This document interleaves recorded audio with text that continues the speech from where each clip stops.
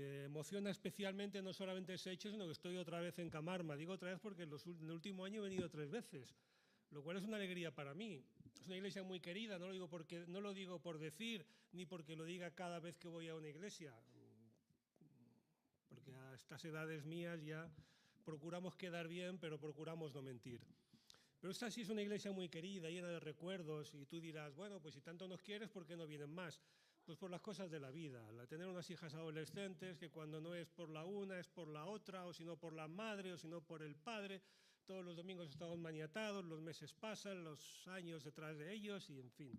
Hoy íbamos a haber venido todos, pero al final no ha sido posible. Pero no he venido a hablar de mi familia, bueno, o sí, pero no de la mía inmediata, mi esposa y mis hijas. Por cierto, saben que estoy aquí naturalmente y os mandan besos muy grandes.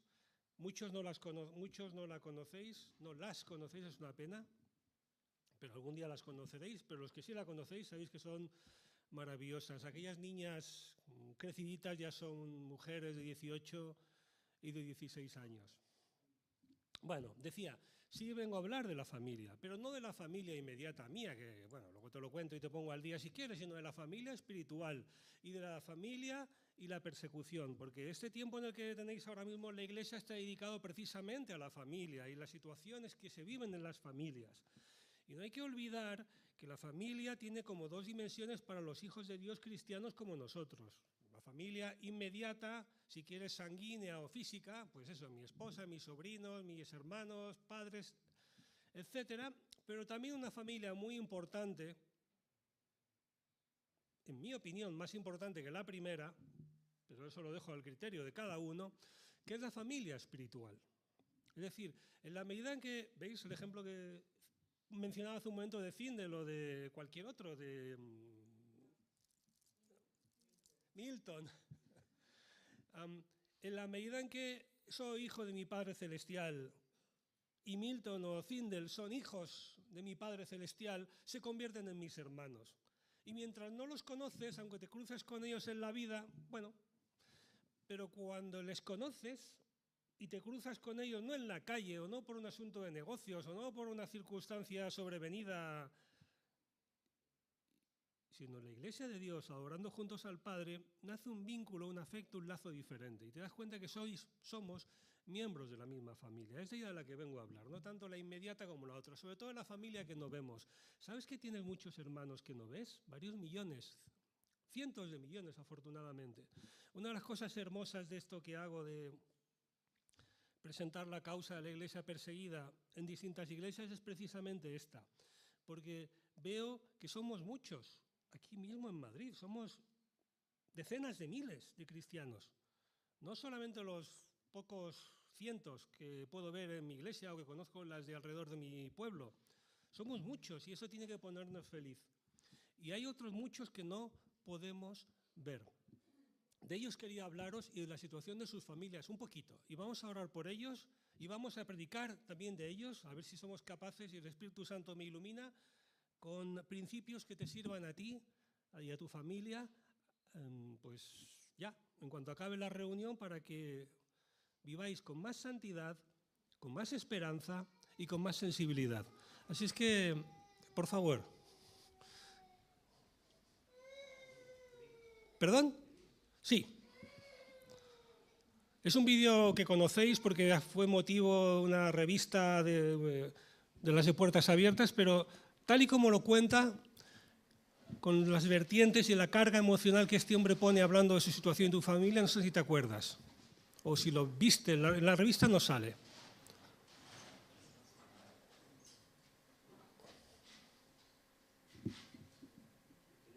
Bueno, no pasa nada si no se oye, lo arreglaremos. Esta es la historia de un hermano nuestro, de los que no vemos, pero que existen. Está ahí en la revista que tenéis, en la que habéis recibido en casa, salió hace unos meses, se llama Yamal. Tenía un pequeño negocio. Como consecuencia de su conversión al Evangelio, perdió el negocio. O lo que es lo mismo, su familia, sus hijos y su esposa perdieron el sustento. O lo que es lo mismo, fueron señalados y fueron, pues lo que sucede en estos casos, en estos países, excluidos socialmente, excluidos familiarmente no maltratados, pero sí hostigados, perseguidos, ridiculizados, y tuvieron que marchar a otro lugar. Sin nada, van a vivir a otro lugar, otro país más exactamente. Mejor que nos lo cuente Que él. Dios te proteja, te siga, que vuelvas en paz, que vuelvas de la escuela en paz.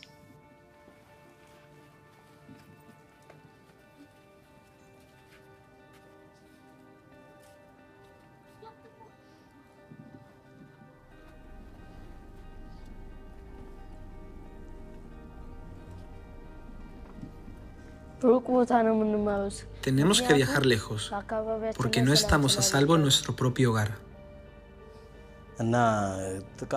Desde que ocurrió el ataque, mi familia y yo hemos cambiado muchísimo.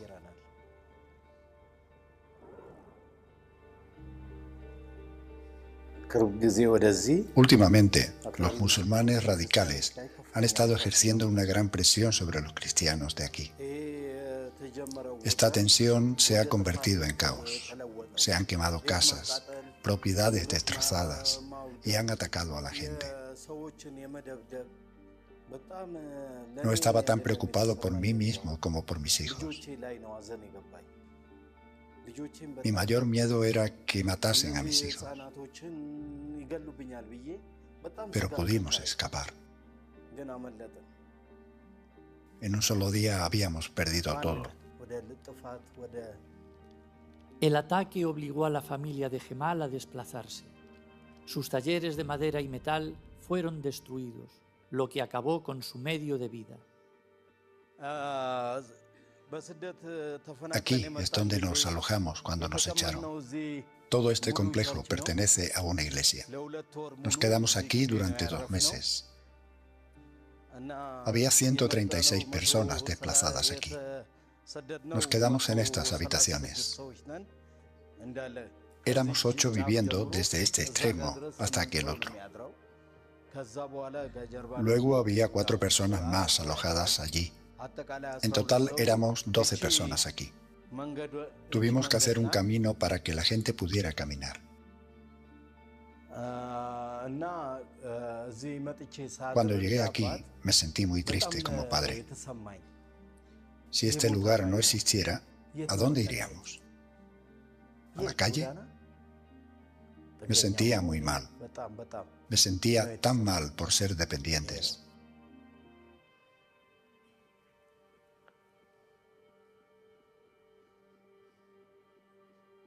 Puertas Abiertas ha ayudado a Gemal con apoyo espiritual y postraumático y está trabajando junto a él para reconstruir sus negocios.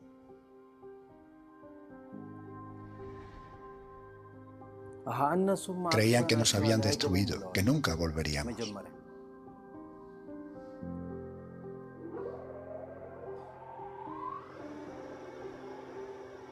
Respondimos, no fracasaremos.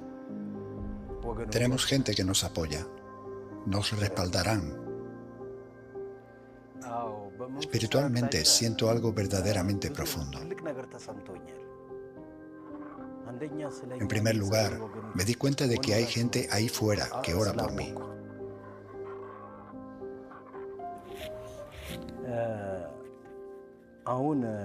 Poder volver a mantener a mi familia y satisfacer sus necesidades es el mayor logro para mí. Ahora soy muy feliz. Soy muy feliz. Muy feliz.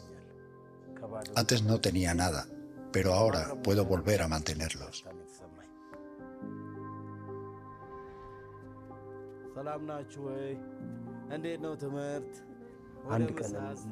Sois vosotros los que hacéis posible que mis hijos puedan comer.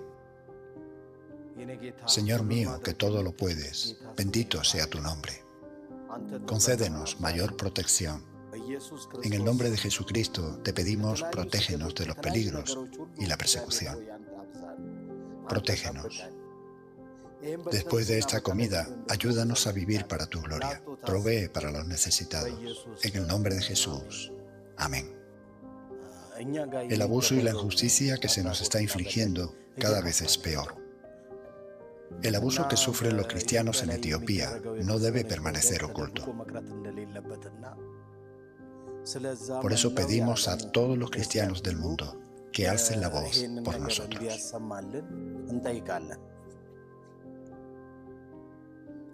Detén la violencia e impulsa la regeneración. Ora, apoya, difunde. puertasabiertas.org/levántate. Me parece un vídeo muy emotivo y muy oportuno para el momento que tenéis ahora en la Iglesia, en el que estáis considerando las familias y sus situaciones. Fíjate que como padre, que es un vídeo bastante intimista y describe mucho y explica sus emociones, hay algo todavía peor que el daño propio o que la angustia personal, que es el bienestar de su familia, sumado a la culpabilidad que siente este hombre por no poder sustentar a sus seres queridos, a su casa. Los que somos padres le entendemos y los que somos maridos también le entendemos. Al final del libro ha mencionado que oremos, pero que también que hagamos por detener esa injusticia. Tienes oportunidad de intentar detener esa injusticia. Ya lo hiciste seguramente las otras veces que he venido, pero si no, estaré luego ahí fuera en el stand. Este papel lo vamos a enviar a la subsección de países subsaharianos, africanos. Esperamos reunir varias decenas de millones de firmas de todo Occidente de Europa. Se va a entregar a finales de 2026. Perdona si me repito, lo dije en noviembre cuando vine, pero por si no estabas. La idea ¿cuál es? Firmamos, lo enviamos y se entrega a través de la ONU a esta subsección y a ver qué pasa. ¿Qué va a pasar? Pues nadie lo sabe. Pero si no firmas, sí sabemos lo que va a pasar. Nada. Y todo seguirá igual. Entonces mi ruego, considéralo, pero es que firmes. No te compromete a nada, porque estás en un país libre.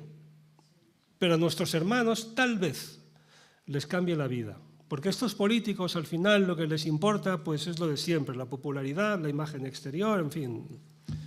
Sean africanos, sean españoles o de donde sean. Lo podrás firmar fuera si quieres. También aprovecho ya para no... Sé que recibís casi todos la revista, pero reconsidera si no la recibes, suscribirte a ella. Es gratis para toda la vida.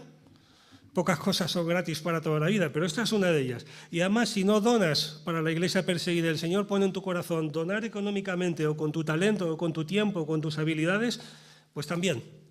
Hay posibilidades y este ministerio es tan grande y las necesidades son tan inmensas que puedes participar. Y seguimos.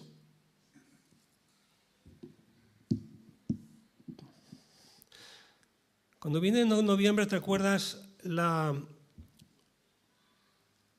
cifra de cristianos perseguidos que había en el mundo? Empezábamos el 2025 con 365 millones. Terminábamos el 2025...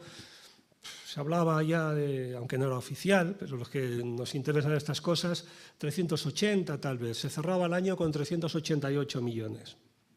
388 millones es 1 de cada 7 cristianos en el mundo. Si lo prefieres, 8 veces nuestro país.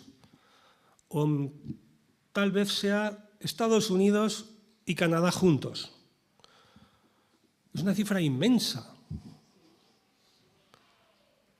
Ahí no te quiero abrumar, ahí tienes algunas estadísticas más que se cuentan por miles los desplazados, por cientos de miles los desplazados, por miles los muertos, casi 5.000, perdón, muertos no es la palabra, asesinados, sí es la palabra, por decenas de miles los afectados. Y son hermanos nuestros, son nuestra familia espiritual. Tampoco te quiero abrumar, pero es bueno que sepáis que, aunque el dinero no es lo más importante, es una herramienta muy útil, porque fácil y rápidamente se convierte en bienes o servicios en cualquier lugar del mundo. Y esa es la razón por la cual Puertas Abiertas ha podido proporcionar 1,8 millones de Biblias y materiales impresos para hermanos que en necesidad no pueden tenerlo, por las que se ha podido reconstruir la vida familiar de personas como Gemal, por lo que habéis visto, esa carpintería que comparte con otros cristianos, y esas situaciones en las cuales no se hace publicidad porque no se debe, pero si te intentas informar te enteras. Hermanos en Etiopía o en Sudán, que son juzgados de una manera arbitraria, necesitan de abogados y hay que pagárselos desde Occidente. Claro, un abogado, no hay abogados de oficio y nadie va a hacer esto por un cristiano en un país islámico. En fin, ¿para qué aburrirse con detalles? Esas son las ventajas del dinero, pero no es lo único más importante. Lo que sí es importante es que sepáis que los esfuerzos que hacemos en los países libres, discretamente y hasta ilegalmente en algunas ocasiones, llegan a nuestros hermanos con necesidad y se transforman pues, en servicios, en bienes, en libros, en ropa, en medicinas, en educación, para aquellos que lo necesitan. Las mujeres son el principal objetivo de la violencia sexual, por lo que de los 1.700 cristianos víctimas de acoso sexual en 2025, la gran mayoría son mujeres y niñas. Las consecuencias y la vergüenza para ellas son terribles. Y lo peor es que no son casuales, es decir, es parte de la estrategia de la persecución, en las cuales los extremistas producen y generan vergüenza en estas mujeres para desestabilizarlas a ellas y a sus matrimonios, fomentar el rechazo social y la exclusión. Y eso esperan que repercuta en una menor aceptación del cristianismo por parte de sus sociedades y en un mayor grado de apostasía por parte de esas mujeres que sí han creído ya. En el caso de los hombres,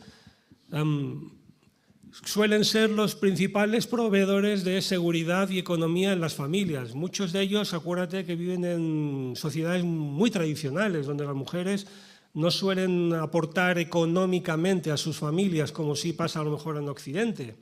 Además, ten en cuenta que los atacantes se centran en eliminar su capacidad para trabajar y proveer, dañando así su identidad, su imagen propia y autoestima, por una parte, haciendo que tengan que marchar a otro lugar para poder vivir y al mismo tiempo eliminan en ese entorno en el que están pues un problema, porque ese cristiano y su familia desaparecen. Esto no es accidental ni casual, es parte de la estrategia de la persecución, como digo. Es importante, bueno, no es por hacer campaña a favor de Puertas Abiertas, no te voy a leer esto, pero es importante que sí, que sepáis que Puertas Abiertas colabora con estas personas, pero por encima de lo que pueda hacer Puertas Abiertas, creo que es importante que esta noción de familia que tenemos nazca y se establezca con estos hermanos, aunque cuesta, porque no les puedes ver la cara, porque ni siquiera muchas veces sabes sus nombres reales, pero hace el esfuerzo de pensar que existen, porque esos casi 5.000 hermanos asesinados en 2025 tenían familias, eran tan cristianos como tú, y lo que pasa es que en lugar de nacer o vivir en España, nacieron o vivieron en un lugar más difícil.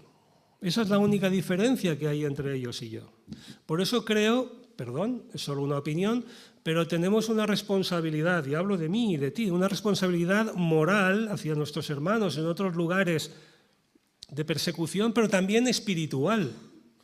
Porque ya que Dios nos ha bendecido con la oportunidad de estar en un país libre, debemos ser sensibles a los hermanos que no lo están. Y sugiero que yo me calle y deje este asunto aquí y dediquemos unos minutos a la oración. Esto si lo puedes leer bien, si no, es el resumen de lo que he dicho. Unos minutos así en grupos como estamos para orar por nuestros hermanos y nuestras hermanas, porque son tu familia, porque son mi familia, hijos de nuestro mismo Padre, lo que pasa que unidos a ellos por lazos espirituales. Por favor, ora, pero no solo ahora aquí, porque es el momento, sin duda, pero también en tu casa, mañana. ¿Sabes lo más fácil que puedes hacer por la iglesia perseguida? ¿Perdón? ¿Sabes lo más importante que puedes hacer por la iglesia perseguida? ¿Alguien lo sabe? ¿Perdón? ¿Qué cosas? Lo más fácil y lo más importante es la misma cosa. ¿Quién no puede apartar unos minutos de su día para acordarte de tu familia espiritual, esa que nunca vemos, pero con la que compartiremos la eternidad? Déjalo, Pablo, no me enrolles más y vamos a orar. Bueno, pues me voy a sentar aquí con los hermanos y luego seguiremos.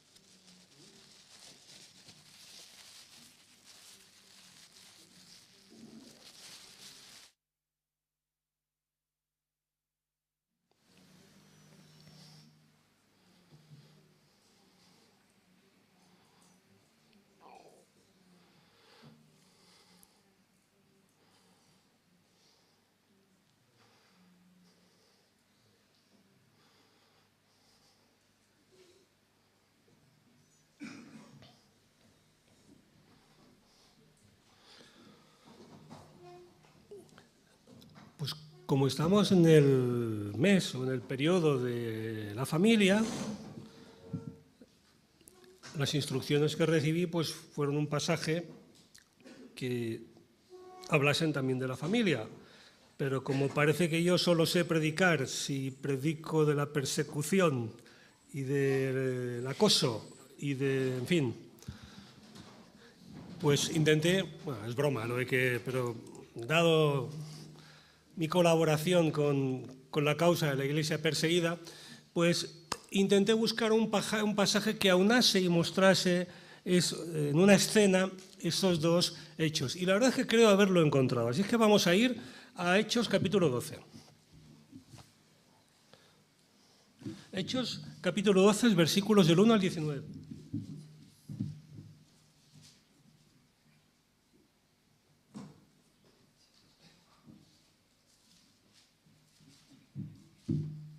Perdón.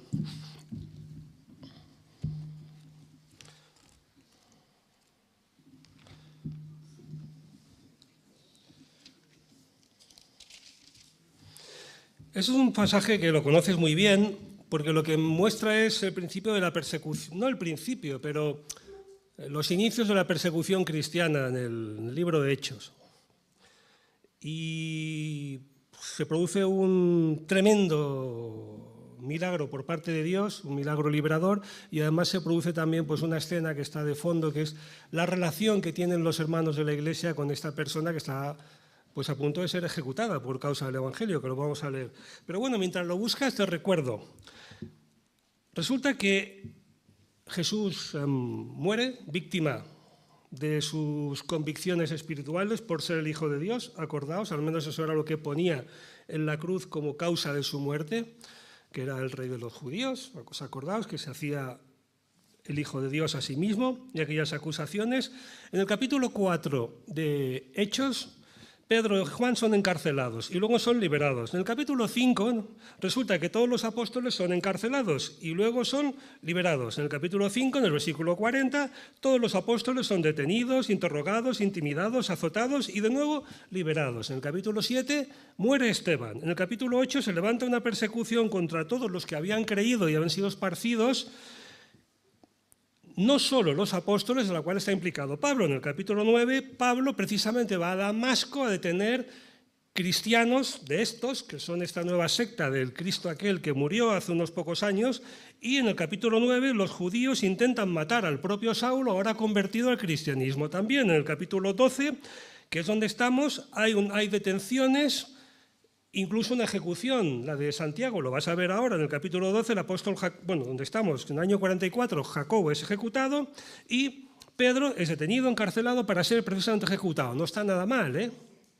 Habían pasado apenas 20 años desde que Jesús había muerto. Esta es nuestra historia, hermanos. Bueno, ya has encontrado el pasaje. Por cierto, deberes. Léete Hechos esta semana y verás todo esto y más detalles que no puedo parar a comentar. Dice, en aquel mismo tiempo, lo tienes ya, ¿no? Hechos capítulo 12, versículos del 1. ¡Ah, qué bien! Sí, además la del 60, que es la que tengo yo aquí. En aquel mismo tiempo el rey Herodes echó mano a algunos de la iglesia para maltratarles. A mí no me suele gustar interrumpir el texto bíblico para decir cosas. Pero bueno, por una vez, quizás, la última vez que estuve aquí lo hice y lo voy a hacer ahora, pues, no sé, por amor al tiempo y luego me arrepentiré. Cuando Jesús nace, reina Herodes. Aquí se vuelve a hablar de Herodes. Y cuando Jesús muere también está Herodes. Bueno, hubo un señor que era edomita y tuvo un hijo al que le llamó Herodes. Los edomitas no eran judíos, eran hijos descendientes de Esaú. No vivían en Israel, vivían al sur en el desierto, se llamaba Edom.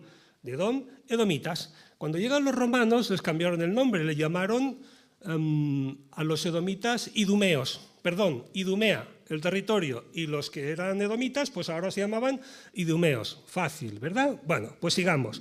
Resulta que este señor, por sus relaciones que tenía con los romanos, consiguió que su hijo, que se llamaba Herodes, se convirtiese en rey. Bien. Era un rey títere porque los romanos lo habían colocado y él reinaba para los romanos. Este hombre era un hombre muy cruel, malvado y perverso, hasta el punto de que llegó a matar a miembros de su familia. Incluso tuvo un hijo que se llamó Aristóbulo. Deja el Google, no lo busques. Cuando acabe lo buscas. Si me equivoco, da igual. Tuvo un hijo al cual también mató y a más miembros de su familia. Motivo por el cual la nuera, a su hijito pequeño, lo mandó a Roma para que no lo matara el abuelo. Este hijito se llamaba Herodes también, vamos a llamarlo Herodes el Pequeño, y estaba en Roma, siendo educado y siendo protegido para que su abuelo no lo matase. Por cierto, la propia madre también fue asesinada por el abuelo. Claro, cuando llega el momento de que este hombre se entera que los judíos tienen, yo qué sé, una especie de profecía o de mensaje que dice que el rey de los judíos va a nacer en un lugar de Belén en esas fechas y tal, no le tiembla el pulso para matar a todos los niños menores de 2 años, naturalmente, porque es que ya lo estaba haciendo con su familia y lo fue haciendo después. Bien, este hombre muere y ahí se acaba la historia para él, pero tiene entre sus varios hijos con varias esposas otro hijo que también se llama Herodes, que años después sería el rey Herodes, que fue el que mató a Juan el Bautista y responsable de la crucifixión de nuestro Señor Jesucristo. Este hombre también murió. ¿Bien? El pequeño Herodes, que era el nieto, pero no el hijo del Herodes que gobernaba cuando Jesús moría, estaba en Roma. Allí había sido educado y no era tan pequeño, ya era adulto. Allí se había hecho amigo de un personaje llamado Calígula. ¿Qué cosas de la vida? Calígula se convirtió en emperador. Claro, este que no era judío, pero bueno, era de la tierra más o menos, aunque era de donde éramos, idumeo hemos dicho, ¿verdad? Por cierto, los judíos y los idumeos, o sea, los edomitas, se llevaban a matar, lo sabes, ¿te acuerdas? Los peores enemigos del pueblo judío fueron los edomitas siempre. Bueno, pues este hombre, Calígula, coloca a este Herodes, el pequeño, ahora de rey, que es el que nos encontramos aquí, capítulo 12. No sé si ha valido la pena decir todo esto, pero bueno, ya queda dicho. Bien, pues Herodes echó mano de algunos de la iglesia para maltratarles y mató a espada a Jacobo, el hermano de Juan. ¿Te acuerdas de Jacobo? Hay varios en la Biblia, hay como 3. Nuestro Señor tenía un grupo de discípulos, ¿te acuerdas? De entre ellos nombró a 12 apóstoles, cuyos nombres los sabes. De esos 12 había un círculo estrecho, más íntimo, que estaba formado por 3 que también te acuerdas, que eran Juan y su hermano, que se llamaba Jacobo o Santiago, que eran los hijos de Zebedeo.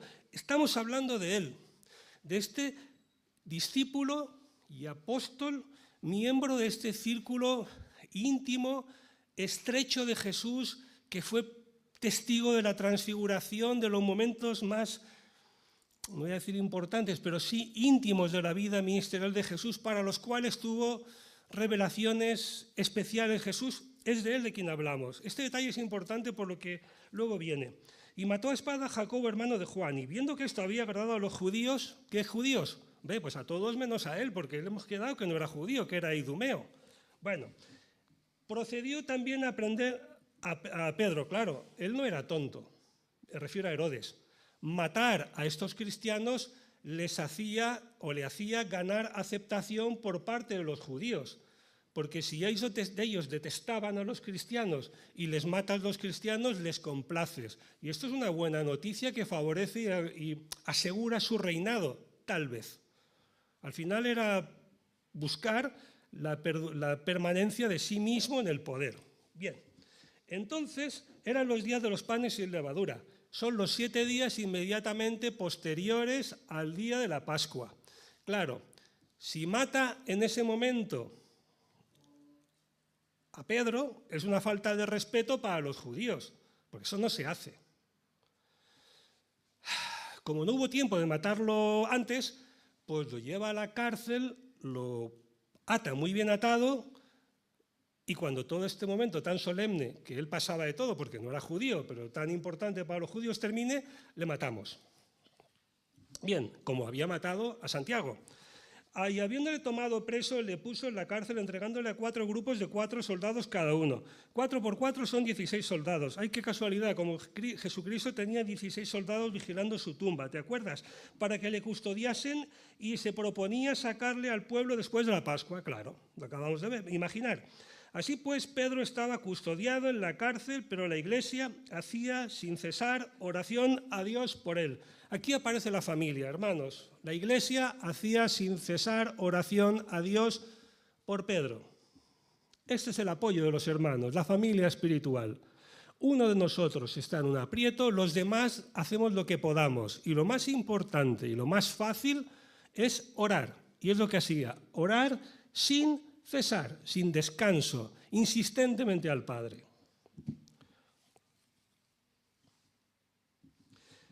Y cuando Herodes le iba a sacar, aquella misma noche, claro, yo no, lo he leído varias veces, naturalmente, y no sé exactamente cuándo fue puesto en la cárcel Pedro, pero sí queda claro por esta frase que pasó varios días en la cárcel. Y, digamos, in extremis, la noche antes la última noche, antes del día de la ejecución, esto es importante, hermanos, ahora luego lo comentaremos. En esa última noche, cuando Pedro lleva varios días en la cárcel, estaba durmiendo entre 2 soldados. ¿Soldados o guardas? Soldados, 2 de los 16 que tenía para que le custodiasen. Dice, sujeto con 2 cadenas. ¿Y los guardas? ¿Los guardas o los soldados? Los guardas. ¿Cómo mola? Como dicen los jóvenes. Una cosa son los guardas y una cosa son los soldados. Este era un preso VIP. Además era un cristiano de estos que no se podía escapar. Y ya sabían ellos, porque en Hechos había pasado, y lo vas a leer esta semana, que en alguna ocasión pasó una cosa muy rara. Los detuvieron, los encarcelaron, se escaparon sin saber nadie cómo y reaparecieron en la sinagoga y el templo hablando otra vez. Eso no podía volver a pasar. Eso es un ridículo. Y para que no volviese a pasar había 16 soldados del rey, más la guardia de la cárcel, como todas. Pero los soldados eran para el preso VIP. No sea que pasase eso, o quizás que pasase como aquella situación que hubo con el fundador de esta secta de los cristianos, que desapareció en circunstancias extrañas y nunca se vio su cuerpo. Dicen que resucitó de los muertos y que le vieron varios cientos de personas y todo. Eso, la gente que vivió aquellas cosas todavía estaba viva. Y aunque Herodes no fuese testigo, seguro que lo había oído decir o podía entrevistarse con ellos, con algunos de ellos si quería. Y he aquí que se presentó un ángel del Señor, versículo 7, y una luz resplandeció en la cárcel, y tocando a Pedro en el costado, le despertó, diciendo, levántate pronto. Y las cadenas se le cayeron de las manos. Y le dijo el ángel, cíñete, átate la sandalia, vamos, arréglate, que estás ahí, no pasa nada, estás ahí durmiendo de cualquier manera, cálzate bien, ponte tu manto, arréglate, adecéntate, que nos vamos. Y lo hizo así, y le dijo, envuélvete tu manto y sígueme. Y saliendo le seguía, pero no sabía que era verdad lo que hacía el ángel, sino que pensaba que veía una visión. Estamos en el versículo 10. Habiendo pasado la primera y la segunda guardia, ¿guardia o soldados? No, guardia, era la cárcel, estaba saliendo por la puerta de la cárcel, vamos, como Pedro por su casa. Llegaron a la puerta de hierro. Aquello era una fortaleza. Llegaron a la puerta de hierro, que eso no se podía romper así como así. Y resulta que daba a la ciudad, la cual se abrió, es que hay aquí Lucas, me encanta, ¿no? La cual se abrió por sí sola. Y salidos pasaron una calle y tal, y luego el ángel desapareció. Entonces Pedro, volviendo en sí, dijo, ahora entiendo verdaderamente que el Señor ha enviado su ángel y me ha librado de la mano de Herodes y de todo lo que el pueblo de los judíos esperaba. Y habiendo considerado esto, llegó a la casa de María, madre de Juan, que tenía por sobrenombre Marcos, donde muchos estaban reunidos. Atención con esto que volveremos sobre el asunto. Llega donde muchos estaban reunidos, muchos, no todos. Cuando llamó Pedro a la puerta, atención con esto, salió a escuchar a una muchacha llamada Rode. Cuando llaman a tu puerta, pues no sé lo que haces. Si estás más confiado, abres o miras por la mirilla o contestas de dentro como mi vecina. ¿Quién es? Aquí no hacían ni lo uno ni lo otro, porque no tenían mirillas. Lo que hacían era mucho más astuto. Escuchaba desde dentro y el que estaba dentro era quien decía, soy Pedro. Entonces, por la voz, o le abrías o no le abrías. Pero no decías que estabas dentro, no hablabas desde dentro, no sea que el que estuviese fuera, en lugar de ser Pedro, era una persona que te iba a hacer daño y te iba a atacar. Entonces, si tú no contestas, realmente no sabes si estás o no estás. Be smart, hay que ser listos. Versículo, volveremos sobre esto. Perdón, a mí no me gusta, porque me siento presionado por el tiempo. Creo que la palabra de Dios hay que leerla de tirón, sosegadamente. Y no así, pero en fin, por una vez me disculpáis. La cual, cuando reconoció la voz de Pedro, de gozo no abrió la puerta, sino que corriendo adentro dio la nueva de que Pedro estaba a la puerta. ¿Y ellos? ¿Quiénes ellos? Pues los cristianos, entre ellos Marcos y los demás, le dijeron, estás loca. Pero ella aseguraba que el que estaba fuera era Pedro y que le había oído hablar. Y entonces dijo, no, pues Pedro no puede ser. Si está, puede ser su ángel porque lo han matado. ¿Cómo va a estar ahí Pedro en vivo y en directo? Sigamos. Mas Pedro persistía en llamar y cuando abrieron y le vieron se quedaron atónitos. Pero él haciéndoles con la mano señal de que se callasen, claro, toda alegría, esa explosión de gozo y júbilo, que nos van a oír. No te olvides de lo que está pasando ni de dónde estamos. Entonces les contó cómo el Señor le había sacado de la cárcel y dijo, haced saber esto a Jacobo y a los demás hermanos. Jacobo no el muerto, Jacobo este es el hermano de Jesús, del cual no se habla en los evangelios, no sé si, creo que nunca, que llegó a creer en Jesucristo, que se convirtió no solamente en un líder de la iglesia, sino en el líder de la iglesia en Jerusalén y que creo recordar que fue el que tiempo después escribió la epístola de Santiago, que está al final de nuestra Biblia. Vamos, perdón por la palabra, pero un pez gordo entre los cristianos del momento. La máxima autoridad de la iglesia se cree que era Jacobo. No Jacobo, este Jacobo. Bien, luego que fue de día hubo no poco alboroto entre los soldados sobre lo que había sido de Pedro. El versículo siguiente te lo puedes imaginar.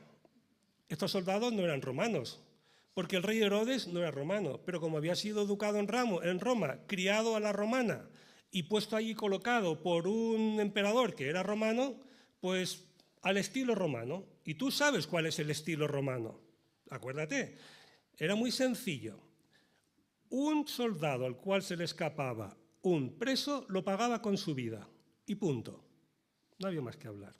Por eso, los que vigilaban la tumba de Jesús temieron por sus propias vidas y hay alguien que dice, decid que ¿os acordáis? Hay un evangelista que lo cuenta, decid que vinieron unos y os robaron el cuerpo y nosotros intercederemos para que no os maten. Pero toda esta historia, este rollo, es mejor que decir la verdad, que ha desaparecido estando vosotros vigilando. Pero la historia no es aquella, es esta. Es muy sencillo. Se te ha escapado el preso, te matas. ¿A quién? A los 16. La culpa es de todos. Y punto. Bueno, pues resulta más Herodes, habiéndole buscado sin hallarle, después de interrogar a los guardas, ordenó llevarlos a la muerte. Después descendió de Judea a Cesarea y se quedó allí. En otras palabras, se retiró a Cesarea Marítima, la ciudad que había fundado su abuelo, el primer Herodes importante, con un puerto, con mucha influencia romana y ya está. Y a vivir la vida y que se olviden de mí, porque eso ha sido un ridículo clamoroso otra vez. Y aquí termina el pasaje. Mira, la persecución, tres cosas vengo a decirte. Primera, la persecución es un hecho ayer y hoy. Segunda,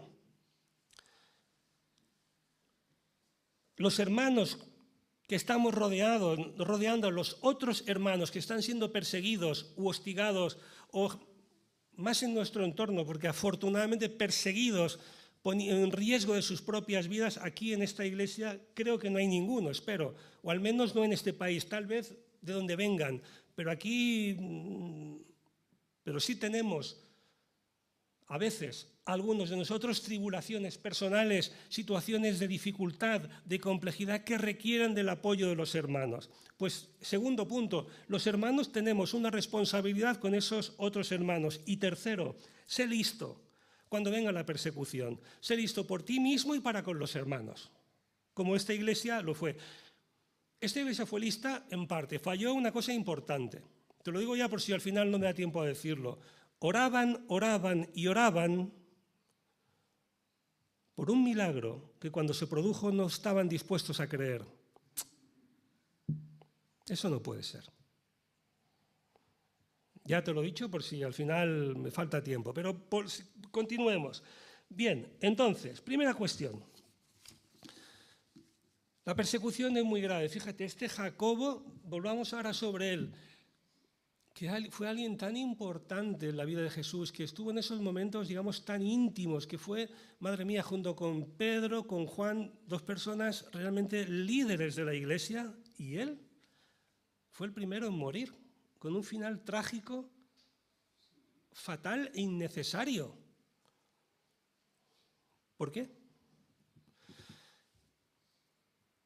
Tanta preparación y tanta proximidad al Señor y tanto ser testigo de aquellos momentos importantes para que fuese el primero en morir de todos ellos solo al cabo de unos pocos años. ¿Por qué? No lo sé. La Biblia no lo dice. Pero como no lo sé, te voy a decir una cosa. El primer momento álgido de mi predicación, escúchame bien, ya que no hablo como un joven, me siento con autoridad un poquito por lo que ya he vivido. En la vida cristiana y no cristiana, sin ánimo de querer enseñar a nadie. Pero hay cosas en la vida que se entienden fácilmente. La vida cristiana o no cristiana. Hay cosas en la vida cristiana que cuesta entenderlas. Y hay cosas en la vida cristiana que no se entienden nunca. Segunda idea importante. Dios, el Padre, ojo, y créeme, porque yo he tenido que aprender esto con sangre, sudor y lágrimas a lo largo de mi vida, Dios, el Padre, no pide que le entiendas. Dios pide que le creas y que seas fiel. Tal vez le entiendas o tal vez no, pero lo que no debes hacer es pararte hasta entender a Dios y luego veremos si te obedezco o no. Eso no funciona así. Así funciono yo, pero así no se hace. Y en la Biblia hay montones de ejemplos. ¿Repasamos alguno? Venga, ayudadme. Abraham. Abraham era un hombre que no le iba mal allí donde vivía. Y el Señor, ¿te acuerdas lo que le dijo? ¿Perdón? Deja todo lo que tienes y vete. Si yo hubiese sido Abraham, le hubiera dicho, Señor, ¿a dónde? Pero Dios tiene ¿cuál fue la respuesta de Dios? Vete a la tierra que yo te mostraré. Yo le hubiera dicho, no. Voy a meter mi familia en un desierto y los pocos bienes que me quedan, arriesgándome a que los vándalos me roben o me maten sin saber siquiera a dónde voy. Dios, revélame dónde voy a ir. Yo haré preparativos y entonces no funciona así. Abraham se fue y cuando Abraham se hubo ido, Dios le reveló dónde tenía que parar. Lo acabamos de ver aquí. Llega el ángel a la cárcel, está Pablo atado, tumbado en el suelo. ¿Y qué le dice? El ángel no lo hace levitar del suelo y atravesar las paredes de una manera que podría haber sido una opción para Dios. ¿Qué es lo que hace el ángel? ¿Perdón? ¿Perdón? Es que no le oigo. Pero antes dice una palabra. Levántate y arréglate. Si yo hubiese sido Pedro, le hubiera hecho, ¿levantarme? ¿Con todo esto? ¿Con estos dos aquí? ¿Y todo lo que tengo ahí fuera nada más esperándome que salga por la puerta? ¿Dónde voy a ir? Pero Pedro no cuestiona. le dice, levántate. Pedro se levantó en fe y después hubieron más milagros. Te aseguro, y no estoy siendo falsamente humilde, si hubiese sido Pedro me matan al día siguiente. Porque yo no me levanto, porque la razón me puede. Pero a Dios, otra vez, no se le entiende. Lo siento, sé que suena fanático, pero creo que es la realidad. A Dios se le cree y se le obedece. Más cosas importantes. Vive tu vida con paciencia, tu fe cristiana con esperanza. Pero otro momento álgido, otra idea importante. Mira, la salvación es un regalo, lo sabemos todos. Yo soy feliz porque soy el Hijo de Dios. Bueno, no me enrollo, pero la frase es, creo, solo métonos a la Biblia, en mi opinión. Creo que la salvación es un regalo, hermano. Pero el discipulado de Jesús se paga todos los días. Dicho en otras palabras, Dios me regala la esperanza de la vida eterna y voy a ir al cielo y pasaremos, hermana, usted y yo la eternidad juntos. Gloria a Dios. Pero aquí tengo que pagar las consecuencias de mi fe. Depende de dónde vivas, en la zona del mundo, y depende del momento de la historia, las pagas de una manera o las pagas de otra manera. Pero la salvación tiene un precio. Para nuestros hermanos de estos países que mencionamos, el precio es muy alto, a veces es la vida. O marcharte a vivir en contra de tu voluntad a otro lugar. En tu caso, bueno, no sé cuál es tu caso, el mío, me ridiculizan de vez en cuando. ¿Tú eres cristiano? ¿Como esos que salen por la tele? ¿En tu iglesia gritáis y levantáis las manos y estas cosas? ¡Buah! Yo prefiero seguir siendo católico a ser uno de esos. Y cosas de este estilo. Tú, yo pensaba que, no sé, que alguien como tú no creía estas cosas de religión de esta manera. Bueno, eso te puede hacer más o menos daño, depende del carácter que tengas, pero eso no es persecución. Eso quizás es ridiculización y poco más. Pero prepárate, porque tal vez las cosas algún día cambien y tal vez lo vivas, o no lo sé. En este país yo ya he visto cambios para bien en cuanto a las libertades religiosas, pero cuando yo era pequeño, muy pequeño, mi propio hermano fue detenido por repartir folletos, a lo mejor por eso estoy con puertas abiertas, y mi hermano está vivo. Es decir, prepárate porque tal vez eso pueda suceder. Sigamos. Cuando tengas, este era el primer punto, que la persecución es inevitable y tienes que tener paciencia. Segunda cosa, clama a Dios y espera su intervención en mitad de la persecución. Esto no lo debes olvidar nunca. Fíjate que la Iglesia, y aquí es importante porque vemos el papel de los hermanos, hacían oración por Pedro de manera insistente. Versículo 5, pero la Iglesia hacía sin cesar oración a Dios por él. Mira, para poder orar por una persona tienes que saber que existe. Y si sabes si existe, mejor. Para poder ayudar a tu hermano, y hablo ya no de los hermanos que están en Etiopía, que también, pero mucho más fácil, para ayudar al hermano que tienes sentado en esta misma sala, al otro lado de la fila en la que estás sentada o sentado, tienes que saber de su situación. ¿Qué es lo que le preocupa? ¿Cuáles son sus luchas, sus necesidades? Y eso solo lo vas a saber si estás cerca de él, si tienes intimidad con él o con ella. Yo trabajo con personas con las que me paso hasta 7 horas y media juntos al día. Confieso que con algunos de ellos lo único que me une es la posición física, que los tengo al lado, nada más. Y cuando esa persona o yo nos movamos del puesto en el que estamos, que no estaremos para siempre, todo terminará. Porque estar juntos no significa que estemos unidos. Por más que hablemos todos los días y hagamos trabajos a medias. Tú sabes de lo que hablo. No hablo de estar meramente juntos aquí escuchándome a mí y el domingo que viene en la próxima reunión. Me estoy refiriendo a que haya un interés personal tuyo por implicarte en la vida de tu hermano, por conocer sus necesidades, sus preocupaciones y qué es lo que el Señor está haciendo en su vida. Y eso solo lo vas a descubrir si voluntariamente te interesas y pretendes saber lo que le está pasando. Y lo que te pido aquí hoy es eso, que al terminar, desde luego no hay nada malo en hablar de fútbol o del calor que está haciendo, pero que sí, desde luego, hablemos de las cosas intrascendentes de la vida, porque al final de ellas a veces escuchamos cómo el hermano nos habla de las cosas importantes. Y ahí es cuando tu hermano empieza a decirte lo que le importa, lo que le interesa. Y luego tienes que ser el hermano que decimos ser. En el siglo XXI eso es más fácil. Podemos llamarnos entre semana, podemos mandarnos un WhatsApp, los hijos estos del siglo XXI. Yo ya soy del siglo XX, pero la verdad es que un WhatsApp oportuno modifica el ánimo de las personas. Hay muchas maneras en que tu hermano, tu hermana siente esa presencia tuya. Y estamos en el periodo de la familia en esta congregación. Y es importante que este principio lo intentemos ejercitar todos al máximo y lo integremos en nuestras relaciones de una manera clara y definitiva.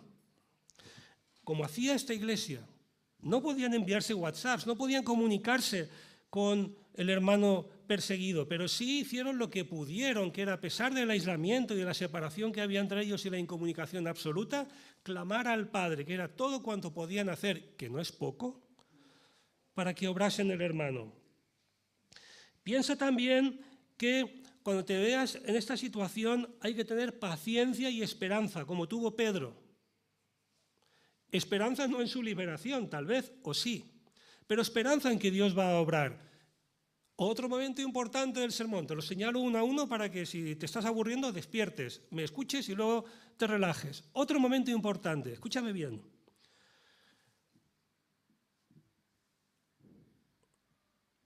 Pide a Dios su intervención cuando te veas en persecución o te veas en angustia o en necesidad. Ya no hablo desde el punto de vista de que tú estás fuera, viendo cómo tu hermano padece, sino ahora al revés, eres tú quien padece, porque quizás te has quedado sin trabajo o temes que te vas a quedar sin trabajo y tienes unas importantes presiones económicas que afrontar y no estás segura o seguro de lograrlo si no interviene Dios. Tal vez afrontas una situación incierta de salud, tú o en alguien muy importante para ti. Tal vez la añoranza y la inquietud y el desasosiego por personas que amas mucho y que están muy lejos, que deseas, que necesitas ver, pero, no sé, el dinero o los papeles o la situación política, yo qué sé, te impide. Hay 1000 razones para estar abrumado. Bien, pues en estas situaciones pide la intervención de Dios. Momento álgido. La intervención de Dios. Ahora me gustaría decir que todo irá bien, que va a pasar y suceder lo que tú deseas y que colorín colorado serás muy feliz hasta la venida del Señor. Esto no lo dice la Biblia, eso lo dicen algunos cristianos, pero eso es mentira. Perdón, lo digo así de claro, queda feo, es mentira, eso no es verdad. Lo que tienes que hacer, desde luego, es pedir la intervención de Dios y esperar que Dios obre. Y tener la convicción de que la obra de Dios es la mejor para ti. ¿La entiendas o no? ¿La iglesia no oró cuando mataron a Esteban? ¿La iglesia no oró por Santiago, el del primero que hemos leído?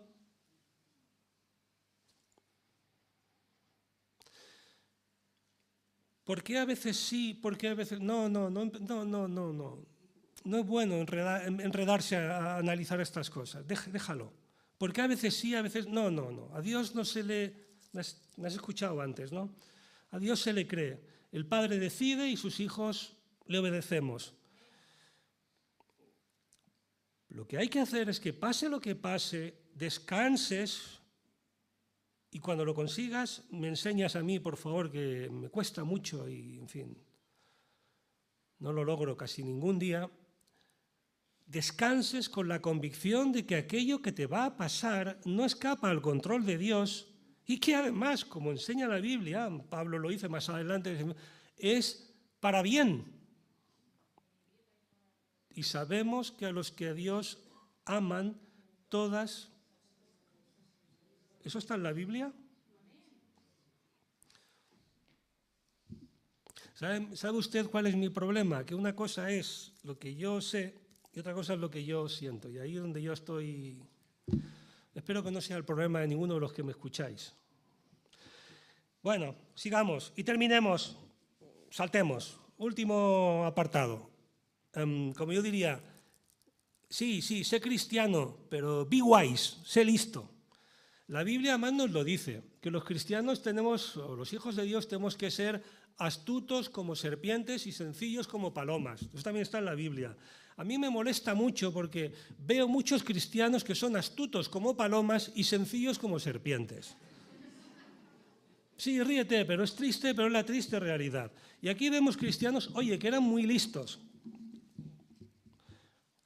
Fíjate, estos cristianos estaban reunidos. Bueno, no sé.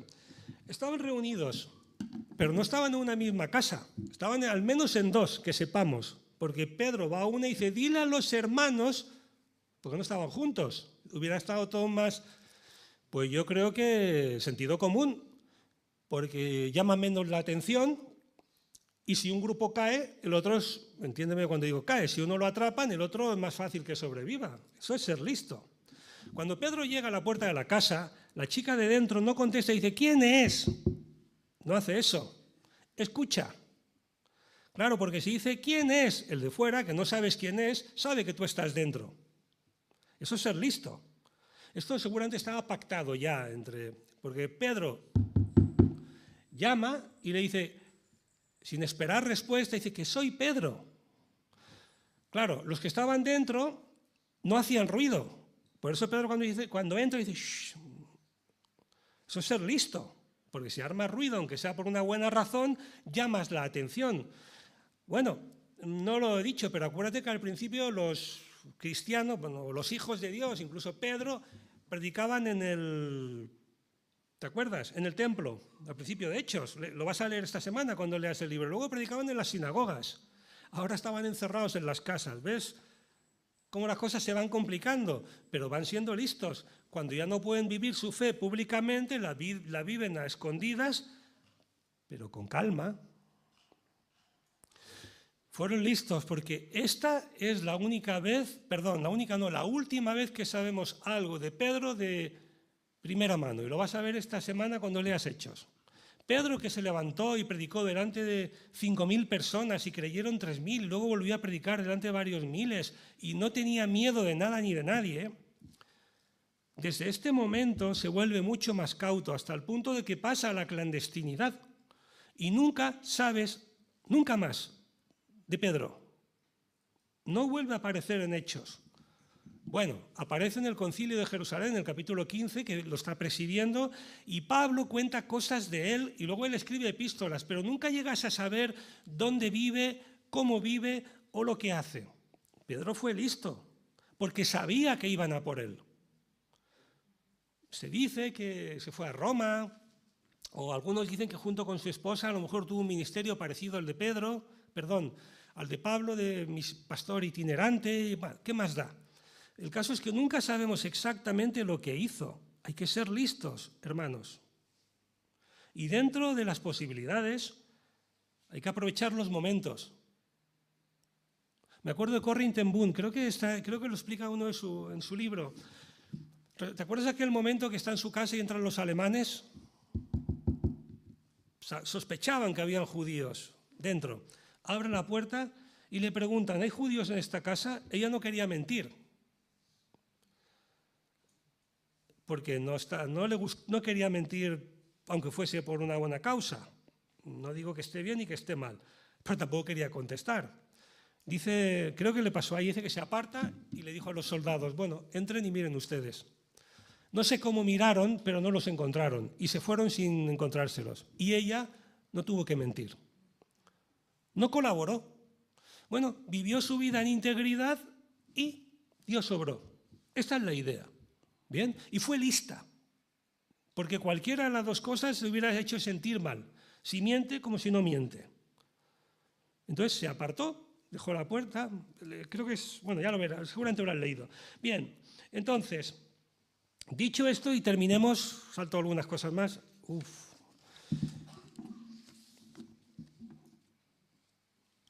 Terminemos y resumamos.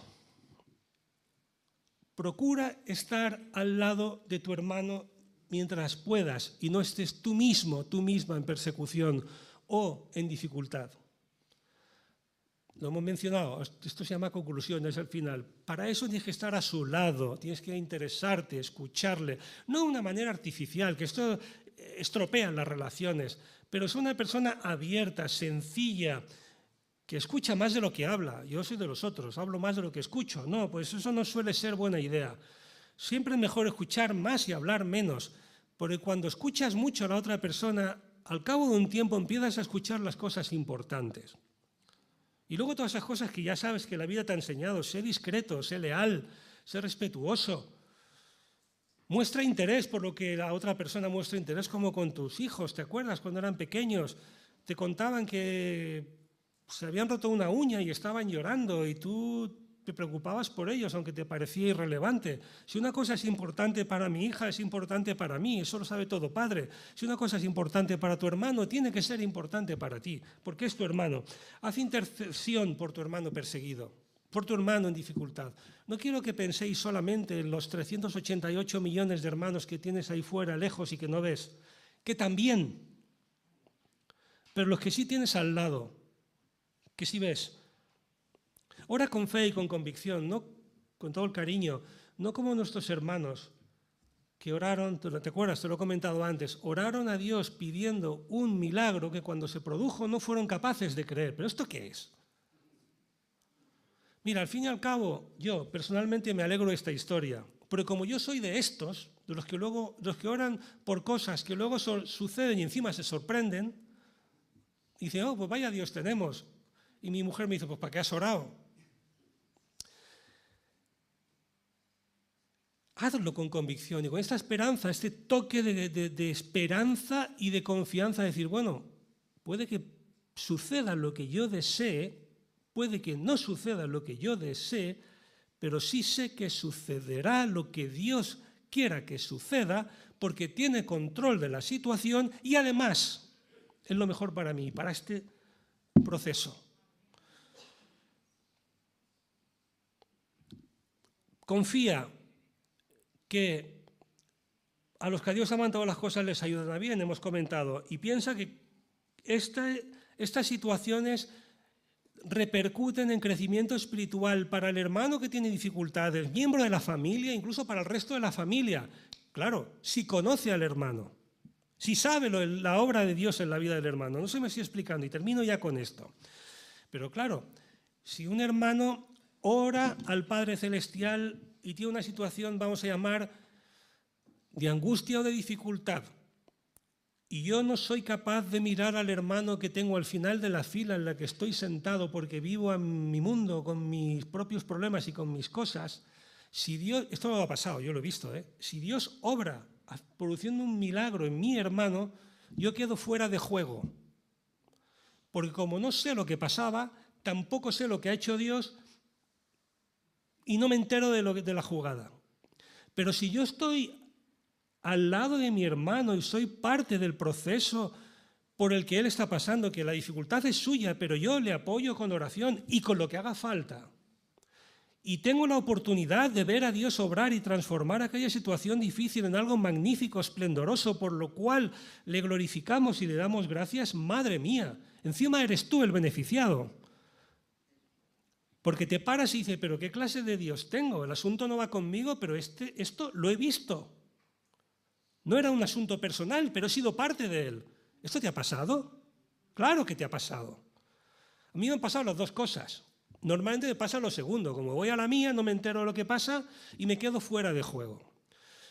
Pero si ejercemos y que hacemos crecer estos lazos familiares que estáis tratando de tejer, de fortalecer y de expresar en esta iglesia de manera importante en este momento, no solamente ayudáis al hermano, sino que os colocáis en posición de ver, percibir y disfrutar de las bendiciones de Dios cuando se producen, en forma de restauración, de intervención, de sanación o de la obra que Dios ha hecho. Perdón por estos 10 minutos extra.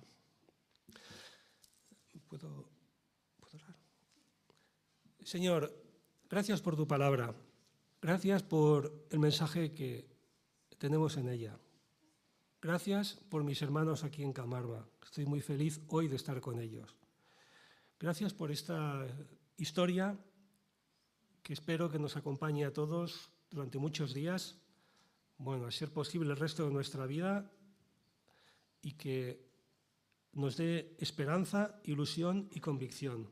Sobre todo a mí, que seguramente soy el más obstinado de todos, para poder creerte, esperarte, ser sensible a los demás y crecer espiritualmente.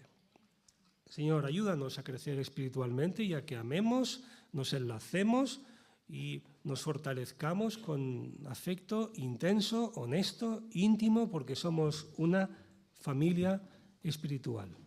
Amén.